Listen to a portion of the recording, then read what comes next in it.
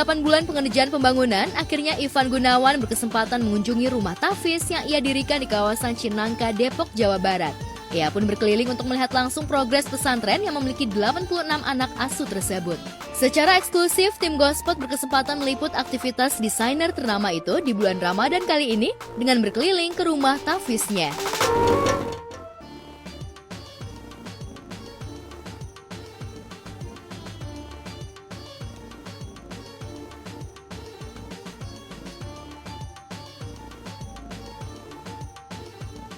Jadi ini Pak Ustadz yang mengurus Yayasan Rumah Tahfiz, tempat anak-anak belajar Quran. Mereka tinggal juga di sini. Berapa anak kita punya? Ada 86. Ada 86 anak dan alhamdulillah akhirnya kita punya lahan karena biasanya dari tahun ke tahun kita pindah-pindah terus ya. Kontrakannya habis, pindah, kontrakannya habis, pindah, dan di tempat ini insya Allah bisa jadi tempat yang lama mereka bisa tinggalin gitu. Jadi ini ada bangunan 2 lantai ya Pak Ustadz ya. Ada berapa kamar kita buat? 1, 2, 3, 4. Ada 4 kamar. Laki, perempuan. Untuk putri, untuk laki-laki, untuk putri, untuk putra yang sini. Jadi nanti ini kita mau gedein lagi, belum selesai sampai sana, tapi yang jelas harus bisa dikerjain dulu ya. Oh, hari ini aku ajak cewek-cewek aku. Sini naik ke sini. Jadi hari ini aku ada Ritasha Wilgrade, Miss Mega Bintang Indonesia, ada Sahida, ada Chessy, ada Andina.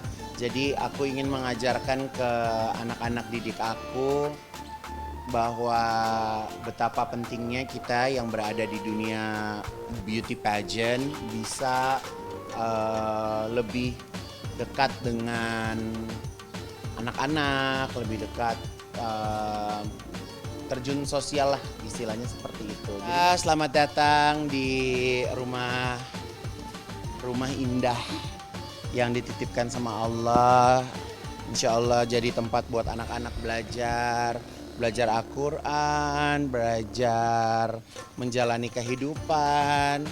Jadi seperti ini, tempatnya belum jadi 100%, tapi insya Allah segera bisa dipergunakan.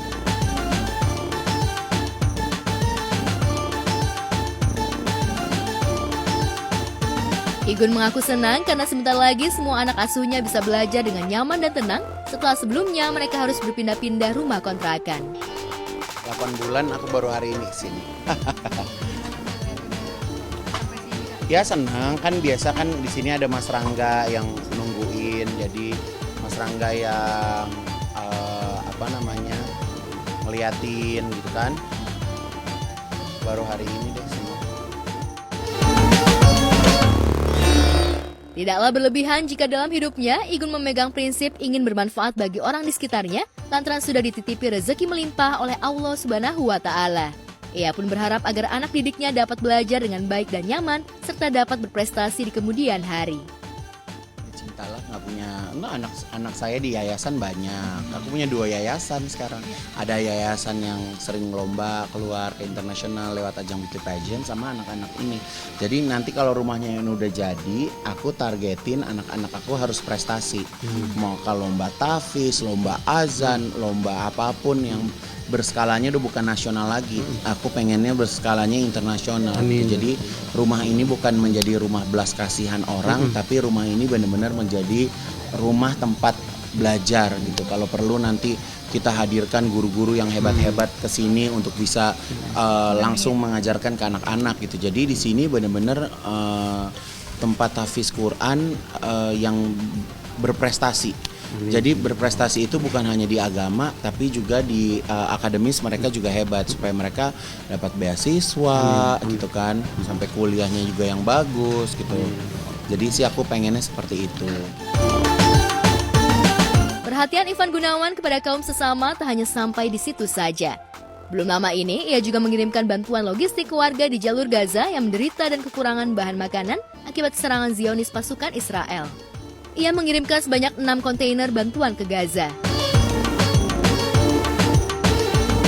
Ya kalau aku kan, aku nggak ada kebutuhan ya, nggak lagi kampanye juga, nggak lagi, aku nggak mau jadi siapa-siapa gitu kan. Jadi ya udah semua jalanin.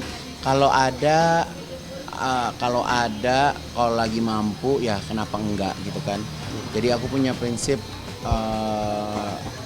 kalau misalnya aku aja misalnya bisa beli barang mahal, masa buat kebutuhan akhirat nggak diuber sih gitu kan. Jadi aku ya mikirnya seperti itu sih gitu. Misalnya kita sekali makan 1 juta, bayangin kalau 1 juta nih anak-anak makan tuh udah bisa 80 orang. Iya kan, bayangin kita hidup itu kita nggak bisa jumawa, nggak bisa melihat ke ini terus gitu kan. Sedangkan di bawah-bawah kita, di sekitar kita gitu kan, ini yang memang.